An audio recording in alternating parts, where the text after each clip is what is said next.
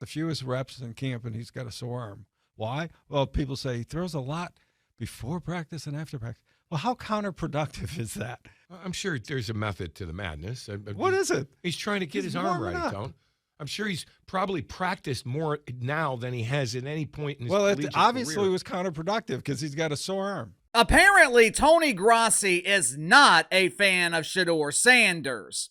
Now, for those that don't know, Tony Grossi is a veteran sports writer in Cleveland, works for ESPN in Cleveland. He's on the NFL Hall of Fame committee, and his latest claim to fame is shitting on Shedeur Sanders. According to Antonio, Shedeur Sanders is a developmental quarterback.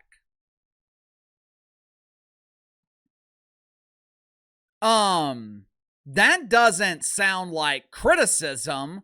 That sounds like logical analysis. Can anyone name a quarterback that was drafted in the 5th round who is not a developmental quarterback? Spencer Rattler was drafted in the 5th round by the Saints last year. He's got a full year of NFL experience, started 5 or 6 games during the regular season last season. I watched Spence yesterday afternoon. He is still a developmental quarterback. If he continues on this current trajectory, he will no longer be considered a developmental quarterback. Spence will be a former quarterback. Most in the media, they have fallen in love with Shedeur Sanders. Melvin Kiper has an unhealthy obsession. Stephen A. Smith doesn't like to criticize him because of Daddy Dion. There are a lot of people in the media who show a certain level of deference to Dion's baby boy. Not Tony Grossi. He has been highly critical of Shedeur Sanders, and Friday night, Shedeur Sanders finally got the opportunity to confront his biggest critic. Make sure to like and subscribe. You can follow me on Twitter at KC_BTL84. Link to the main channels in the description below. After the game Friday night, Shedeur Sanders took questions from his admirers in the media. After the press conference, Tony Grossi approached him as he was leaving the stadium. Before Antonio could speak, Shedeur Sanders let him know that he doesn't appreciate his constant negativity. Watch for yourself. Tony, I be hoping you be, hold on. Tony, I be hoping you got something positive to say about me. You only say negative stuff about me. And I'm like, I ain't do nothing to you. No. I ain't see nothing positive that you ever say. I think something positive every day. But I'm saying, come on, Tony. What I do? You know, two things can be true at the same time. I was impressed with the way Shedeur Sanders handled himself here. When you're constantly being criticized, when you're constantly being tarnished, especially when a lot of it is coming from one reporter in your home city, it's human nature to want to be combative. It's human nature to want to defend yourself. But at 23 years old, Shedeur Sanders knew that he could not fuel this flaming ass fire. He knew he couldn't be disrespectful. He knew that he had to maintain his composure. Either the media training has paid off or Shedeur Sanders was raised right.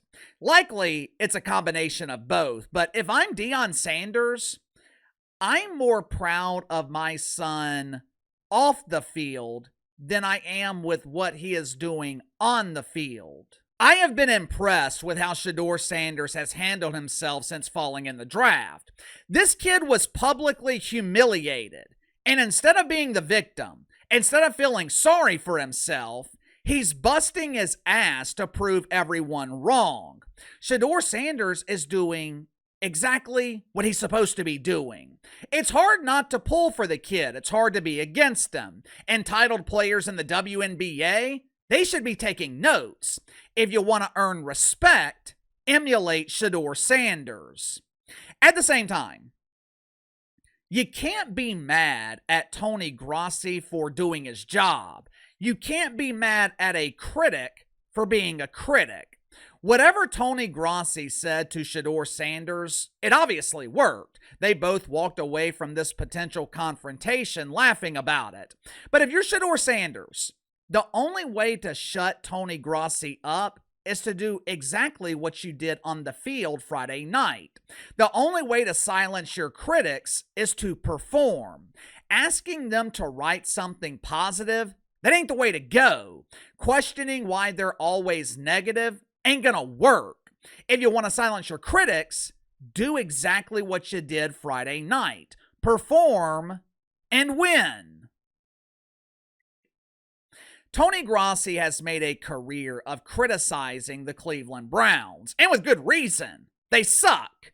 If I've spent my entire career writing about this dump of a franchise, I would be overly critical too. So, if you're Shedeur Sanders, it's nothing personal. This team has been a disaster for decades. If you want to silence Tony Grossi, all you got to do is win. I'm pulling for Shedeur Sanders, though. I had my doubts going into the draft, but with the way that he has handled himself the last few months, I hope at some point this season Shedeur Sanders develops enough to become the starter in Cleveland. What about you? Let me know. Sound off in the comments below. I'll see you guys on the main channel.